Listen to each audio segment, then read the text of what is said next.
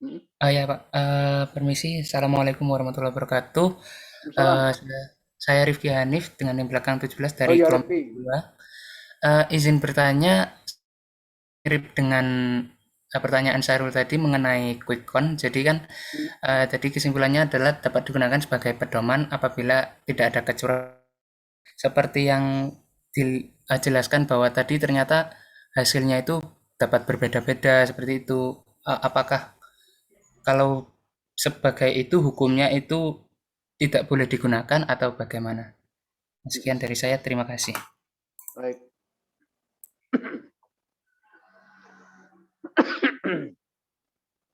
Satu lagi, tidak ada Mas Rifki, Mas Sarul, satu lagi, siapa? Silakan.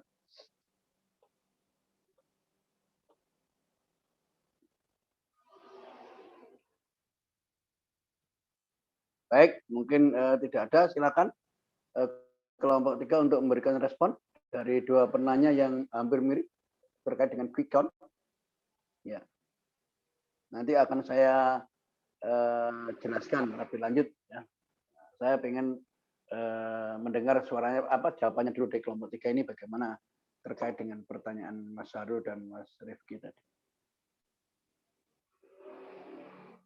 Silakan, monggo kelompok 3 untuk memberikan respon.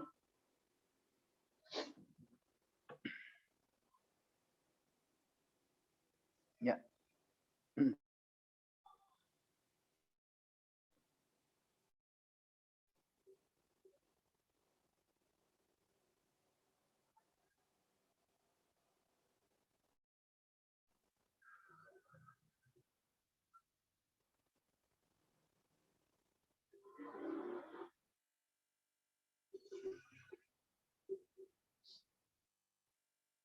Mas Roy, Renaldi mungkin mau jawab atau Wildan? Jawab aja nggak apa-apa. Baik, saya mencoba menjawab dulu. Oke, Mungkin ya. teman-teman yang lain nanti bisa menambahkan. Jadi setahu saya eh, dengan adanya perbedaan di beberapa, mungkin yang banyak itu di stasiun TV yang ada perbedaan hasil quick count biasanya itu setahu saya memang ada beberapa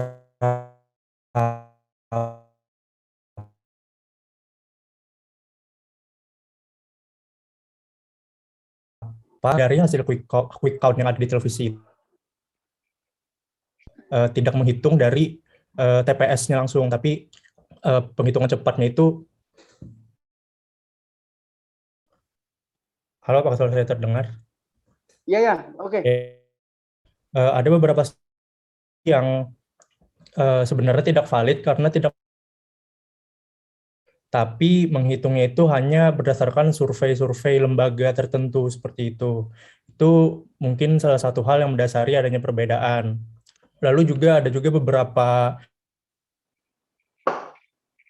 tahun itu hanya di beberapa domisili saja. Itu juga bisa mengakibatkan terjadinya perbedaan hasil quick count tersebut. Dan uh, itu tidak bisa dibilang quick count sih sebenarnya kalau menurut saya pribadi, karena sumber data yang didapat pun saya dengar itu ada beberapa yang tidak tidak tepat seperti itu, Pak. Mungkin teman-teman yang lain bisa Silakan, menambahkan. tambahkan. Mungkin saya izin menambahkan. Oke, monggo ya, silakan. Dari tadi, kenapa sih kok metode quick count itu bisa berbeda? Seperti yang sudah dijelaskan di presentasi tadi, kalau metode quick count itu sampling, yang dimana terukur dan juga teruji secara asumsi kalau pengambilan harus tepat. Metode quick count bisa dipertanggungjawabkan akurasinya dengan margin error yang kecil.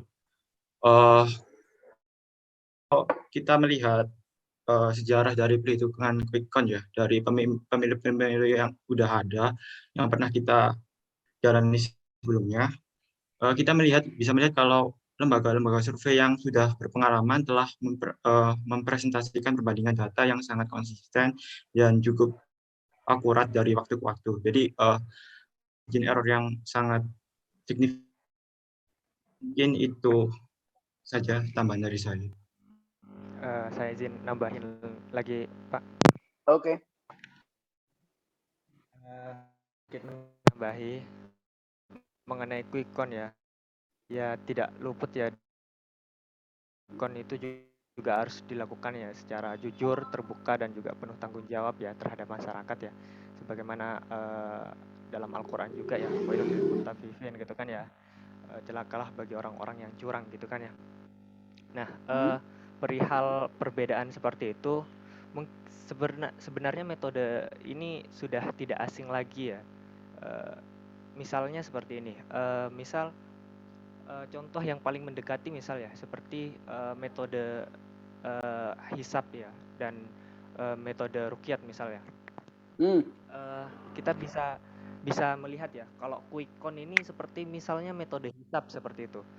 Ya kita bisa melihat kalau mendekati hari-hari raya Idul Fitri atau Ramadan atau apa gitu kan ya, pasti akan muncul gitu apa ya seperti kapan jatuhnya hari raya gitu dari berbagai lembaga gitu yang melakukan perhitungan atau melakukan pantauan gitu.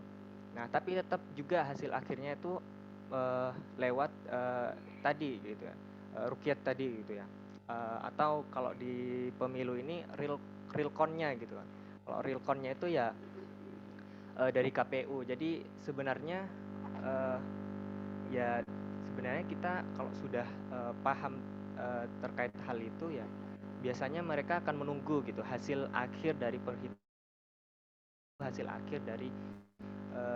kapan Idul Fitri itu akan dilaksanakan seperti itu sih.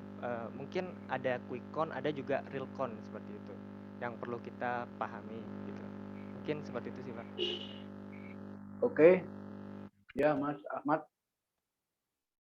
Masih ada lagi yang mungkin mau menjawab selain ditambah Mas Ahmad tadi, silakan. Atau cukup? Baik.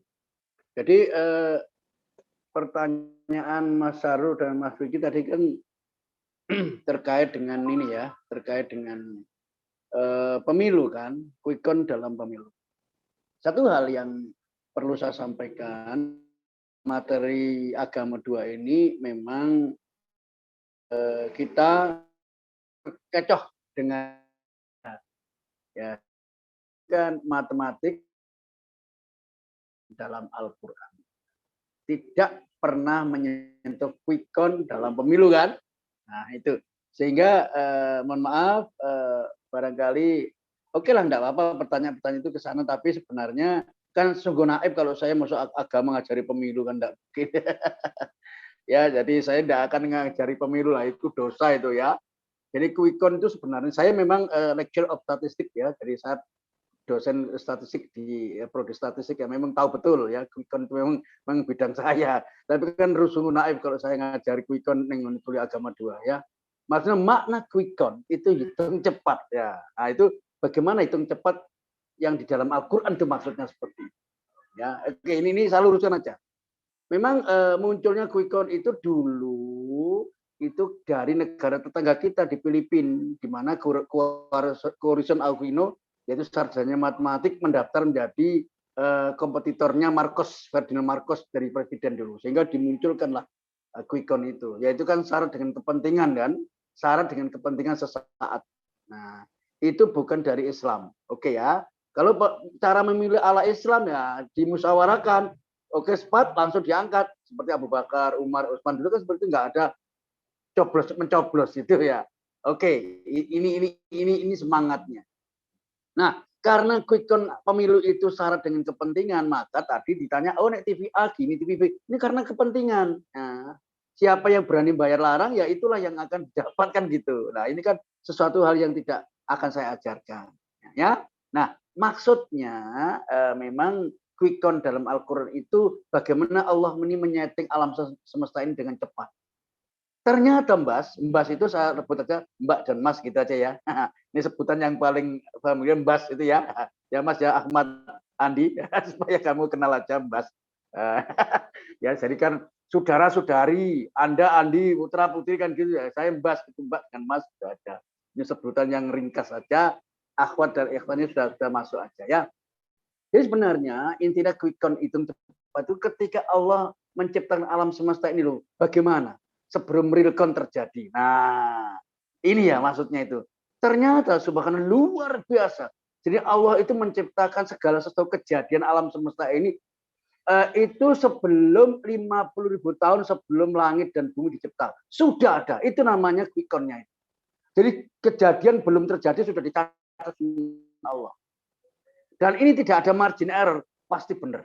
Nah, tapi kalau gue pemilu kan margin error tidak lebih dari 2% kan dianggap layak, visible kan, itu kan politik ya. Nah, pertama kali yang Allah cipta itu adalah al-qalam, pena. Nah, pena ya, pena seperti ini yang dicipta itu. Kemudian pena ditanya, wahai pena tulislah. Loh, kemudian pena menjawab, wahai Rob, apa yang harus aku tulis? Nah, kemudian Allah menyampaikan firman-Nya, wahai kolam, tulislah takdir kejadian apa saja mulai hari ini sampai akhir zaman, sampai kiamat. Oh, begitulah itu yang ditulis. Itu sudah ditulis oleh Al-Qalam dan sudah disimpan dalam kitab yang dinamakan Lauhul Mahfuz. Nah, itu dicipta sejak 50.000 tahun sebelum langit dan bumi ini dicipta. Subhanallah, luar biasa. Nah, real count-nya ya sekarang ini. Ya, contoh aja ya.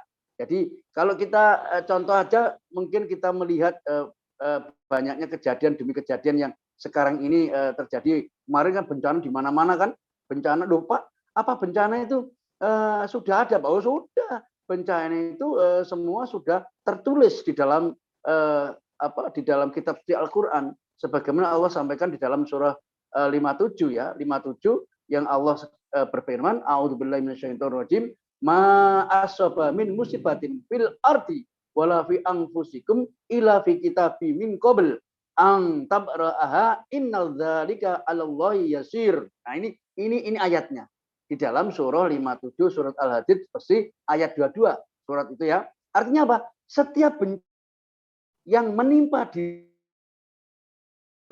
dirimu sendiri semuanya all ya telah tertulis dalam kitab Lauhul Mahfuz sebelum kami kata Allah mewujudkannya. Nah, ini ya. Sungguh yang demikian itu mudah bagi Allah. Jadi ini sudah ada. Ya, bencana Gunung Semeru, Gunung Merapi itu. Kok diramasi malah nanti Semeru meledas, nanti tanah Pulau Jawa akan menjadi pecah menjadi dua. Lah itu kan ilmu gadok kan itu ya. Nah, itu kan tidak benar itu. Ya, ilmu cocokologi itu ya, ilmu mencocok-cocokkan itu. Jadi kalau nanti Semeru meledos, tanah Jawa ini akan pecah menjadi dua, nah, gitu kan ilmu gadok maksudnya. Nah, Semeru dulu itu dari para dewa gini, waduh itu sudah kebablasan kalau seperti itu ya. Nah, ini ya. Jadi itu sudah tertulis dalam kitabnya Allah. Sehingga apapun misalkan Mas Ahmad Rifi ini, Mas Ahmad Rifi ini kuliah di jurusan apa, Mas? Di prodi apa, Mas? Mas, di kuliah di jurusan apa, Mas? Saya nggih, Pak. Hah? Fisika, Pak. Oh, di fisika lah. Oh, itu dijelaskan. Nah, di fisika. Jadi Mas ini, oh mungkin Mas Ahmad Rizky ini kuliah di fisika, masuknya lewat ini, nanti keluar tahun ini, kerjaannya ini, istrinya besok ini kan. Nah, kan itu semua ada. Sudah tertulis, tinggal jalani aja. Nah, real count-nya itu nanti kamu jalankan itu. Jadi sekali lagi tidak ada kait sangkut pautnya dengan dengan pemilu. Tapi kalau pemilu hasilnya kan mungkin ya seperti itu ya. Jadi tadi menggunakan sitiran ayat kalau nggak salah di dalam surah An-Nisa 59 ya. Ya alladzina amanu taqullaha haqqul qaulin dan seterusnya nanti ya. Nah, saya tadi justru menyoroti bahwa mungkin menurut saya ya, jadi tadi kan masnya tadi atau kelompok ini menyampaikan di dalam surah apa tadi surah An-Nisa ya 59 yang artinya ya ayyuhalladzina amanu atiullaha wa atiur rasuluh walul almi wa ulil amri minkum. Nah, kan itu kan, wahai orang-orang yang beriman taatilah Allah dan Rasul dan ulil amri. Nah, pemegang kekuasaan kan itu. Nah, ini kalau berbeda dikembalikan ini kalau Quran tadi kan itu ya. Sebenarnya bukan itu ayat yang pas ya. Jadi ayat yang pas terkait dengan pemilu, kalau kita bicara pemilu kan menghasilkan sesuatu kan. Sesuatu itu menjadi suatu hasil ketetapan yang harus disampaikan. Nah, sampaikanlah olehmu yang benar adalah benar, jangan engkau sampaikan yang benar menjadi salah, salah menjadi benar, diputar balikkan itu. Itu tidak sesuai dengan makna di dalam surah Al-Ahzab ya, surah 33 ayat 70. Allah tegas berfirman, A'udzubillahi minasyaitonir rajim. Ya ayyuhalladzina amanu taqullaha wa qulu qaulan sadida. Nah, itulah ayatnya ya. Wahai orang-orang yang beriman, bertakwalah kamu kepada Allah dan ucapkan, sampaikan perkataan yang benar. Nah, sampaikan yang benar. Yaitu jangan sampai dibohongi gitu loh. Mestinya pemenangnya A dibohongi dengan B karena kepentingan. Itu nggak boleh. Ayat ini jelas. Karena apa? Konsekuensinya di dalam ayat berikutnya, yuslih lakum a'malakum wa yaghfir lakum dunubakum wa may yuti'illah wa rusulahu faqad fawzan adzima. Niscaya Allah akan memperbaiki amal-amalmu dan mengampuni dosa-dosamu kalau kamu berbuat benar, menyampaikan kejujuran. Dan barang siapa mentaati Allah dan Rasul, maka sesungguhnya dia itu menang dengan kemenangannya hakiki. Subhanallah. Jadi dari ayat ini saya sampaikan, ayo kita menyampaikan yang benar adalah benar, jangan diputar balikkan. Ya, misalkan katakanlah yang benar adalah benar. Benar itu apa sih, Mas? Mas Wildan, barangkali Mas Wildan bisa memberikan satu benar itu apa, Mas? Ayo, ini kuliah ini. Ini kuliah statistik hari ini. Apa ya benar itu? Kamu dikatakan benar itu apa? Benar ya benar, Pak. Enggak lah. Bahasa Inggris sudah mengatakan right and true. Ya, true itu betul. Kalau right itu benar. Apa bedanya benar dan betul? Ayo. Ada yang bisa memberikan ini? Hanif? Wildan enggak bisa? Mas Wildan mesem saja? Oh, porek benar kira. Benar itu, ayo. Iya Pak, Silakan Mas. permisi Pak. Oke, Mungkin yang dimaksud benar ini yang secara objektif itu fakta seperti itu Pak. Masnya yang fakta. iya Pak. Ya. Kamu pernah nggak kalau misalkan keluar dari ruangan kuliah terus ada dompet jatuh, kamu ngomong piye?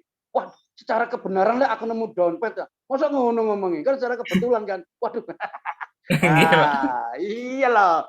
Nek SMA kan jenenge tabel kebenaran, bukan tabel kebetulan kan. Nah, jadi Mbak Mas, ya benar itu sesuatu yang sudah tidak mengalami perubahan.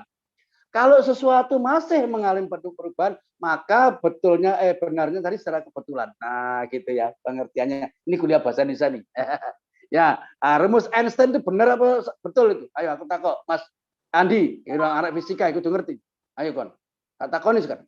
Einstein E/mc² itu benar atau betul rumusnya? Andi, Rizky. Duh, Andi arek iki. Gak ono berarti. Ya gak ono mungkin yang lain mungkin apa Mas Wildan? Kalau rumus Einstein itu benar atau betul? Betul ya? Ya. Memang saat ini masih ya belum benar itu sudah enggak ada ya. Kebenaran yang milik Allah gitu. Kalau kiamat itu benar bukan betul. Maka secara kebetulan kiamat itu enggak mungkin kan. Nah, jadi kebenaran itu adalah sesuatu yang sudah dinas dalam Al-Qur'an itu benar. Kalau kita ini betul. Jadi secara kebetulan gitu aja ya. Baik. Mungkin itu yang bisa saya koreksi, masukan ya mungkin cukup ya. Mungkin tadi sudah saya simak enggak ada pertanyaan-pertanyaan yang cukup itu. Silakan. Mungkin masih ada lagi pertanyaan, kalau enggak sudah ditutup aja. Mungkin sekitar quick count sudah saya jelaskan. Silakan. Baik. Kalau enggak ada yang ditanyakan, mungkin saya kembalikan pada kelompok 3 untuk menyudahi menutup ini. Enggak apa-apa. Silakan, Mas, kelompok 3. Baik, Pak. Jika tidak ada lagi pertanyaan, sekian presentasi dari kelompok 3. Kurang lebihnya mohon maaf. Wassalamualaikum warahmatullahi wabarakatuh. Waalaikumsalam warahmatullahi wabarakatuh. Oke, saya sekarang teruskan ya dengan apa yang akan saya berikan di dalam penjelasan hari ini. Ini sudah kelihatan, Mas? Halo, sudah kelihatan? Mohon maaf, belum Pak. Belum. Iya Pak, belum. Belum sudah tak sebentar. Wah, ini ada problem ini. Ini sebentar ya. Tadi itu, oh ini belum tak share ini apa? Ya. Oke, sorry. Oke, sebelum tak share. Oke. Bentar. Ini sudah, Mas? Sampun, Pak. Alhamdulillah. Oke, terima kasih. Ya. Baik. Jadi saya akan jelaskan makna quick count ya. Makna quick count dalam sebagai referensi nanti memahami itu ya. Nah, kita sebutkan bahwasanya ini bahwa Islam ini sudah final ya. Jadi sebagaimana Allah sampaikan di dalam Quran, jadi saya menggunakannya. Jadi kita sudah meyakini Islam ini, ayo kita pertegas kembali bahwa di dalam Islam itu sudah final. Bagaimana sampaikan oleh Allah dalam surat Quran surat Al-Imran 3 ayat 19, 85, 102. Ini satu rangkaian. Allah berfirman di dalam ayat pertamanya itu a'udzubillahi minasyaitonir rajim, innadina indallah Islam. Sesungguhnya agama di sisi Allah hanya Islam. Loh, perhatikan ini. Sesungguhnya agama di sisi Allah hanya Islam. Berarti agama yang lain itu bagaimana? Ya sudah, enggak diridhoi oleh Allah. Agama Kristen, Yahudi, Buddha, Hindu, Katolik, dan macam-macam itu sudah enggak diridhoi oleh Allah. Benar enggak? Benar. Allah sendiri jawab di dalam Al-Imran ayat 85. A'udzubillahi minasyaitonir wa may yabtaghi ghairal islami dina falang yuqbala minhu wa huwa fil akhirati minal khasirin. Dan barang siapa mencari agama selain Islam. Nah, ini ya. Barang siapa mencari, meyakini, mengimani agama selain Islam, dia tidak akan diterima. Bayangkan. Dan di akhirat dia termasuk orang yang rugi. Nah, ini kan sebuah jawaban yang tegas dari Allah ini ya. Jadi apa? Ini berarti agama-agama selain Islam tidak akan diterima oleh Allah. Makanya kalau kita setiap Jumat itu selalu khotib menyampaikan ya ayyuhalladzina amanu taqullaha haqqa tuqatih wa la tamutunna illa wa antum muslimun. Wahai orang-orang yang beriman, bertakwalah kepada Allah sebenar-benar takwa. Dan janganlah kalian mati kecuali dalam keadaan Islam. Why? Mengapa? Nah, ini. Mengapa? Kok ini perintah? Ternyata Islam ini adalah Islam is a religion that Islam merupakan agama penyelamat bagi manusia. Oh, ini bayangkan. Ini saya tulis ya. Jadi ini karena apa? Karena agama-agama yang lain itu, termasuk yang tadi saya sebutkan, agama Nasrani dan agama-agama Yahudi itu semuanya tidak akan diterima. Bahkan itu termasuk masuk dalam ranah kafir itu. Jadi orang-orang Nasrani dan orang-orang Yahudi itu termasuk orang-orang kafir. Karena apa? Bayangkan di dalam surat At-Taubah 9 ayat 30 sampai 31 Allah tegas menyampaikan di sana, perhatikan ya terjemahnya, dan orang-orang Yahudi berkata, Uzair itu putra Allah. Dan orang-orang Nasrani juga berkata, Al-Masih putra Allah. Itulah ucapan yang keluar dari mulut mereka. Mereka meniru ucapan orang-orang yang kafir terdahulu. Allah melaknat mereka bagaimana mereka sampai berpaling. Padahal Allah tegas, Qul huwallahu ahad. Allahu samad, lam yalid wa lam yulad wa lam yakul lahu kufuwan ahad. Allah tidak diperanak dan tidak punya anak. Ini kan jelas mengingkari Quran kan. Barang siapa yang mengingkari, mengkufuri Al-Quran, dia termasuk orang kafir. Jadi orang-orang Yahudi, orang-orang kafir, orang-orang yang Nasrani itu termasuk kelompok orang-orang kafir ahli kitab. Ya. Dan ayat 31-nya mereka itu menjadikan orang-orang alim Yahudi dan rakyat mereka Nasrani sebagai Tuhan. Bayangkan. Selain Allah. Dan juga Al-Masih putra Maryam, padahal mereka hanya disuruh menyembah Tuhan yang Maha Esa, tidak ada Tuhan selain Dia. Maksudnya Dia adalah apa yang mereka persekutukan. Nah, ini jelas. Jadi kesimpulannya, orang-orang Nasrani dan orang-orang Yahudi termasuk orang kafir dan tidak termasuk agama samawi. Bayangkan loh ya. Jadi mindset kita sudah kita rubah. Agama samawanya hanya only one al-Islam saja. Inna dina indallah Islam. Tadi loh. Nah, di dalam surah Al-Baqarah ayat 132 ayat surat Yunus surat ke-84 dan surat Al-Imran 52 ini tegas sekali bahwa Nabi Ibrahim, Nabi Musa dan Nabi Isa semuanya itu muslim. Jadi mulai Nabi Adam sampai Muhammad itu tidak ada yang tidak muslim, semua muslim. Ya, karena apa? Karena itulah settingan. Ya, karena apa? Inilah yang menjadi pesan setiap khutbah Jumat itu, ya ayyuhalladzina amanu udkhulu fis-silmi kaffah wala tatabi'u khutuwati syaiton innahu lakum aduwwun. Kan begitu perintah-perintahnya dalam itu. Karena apa?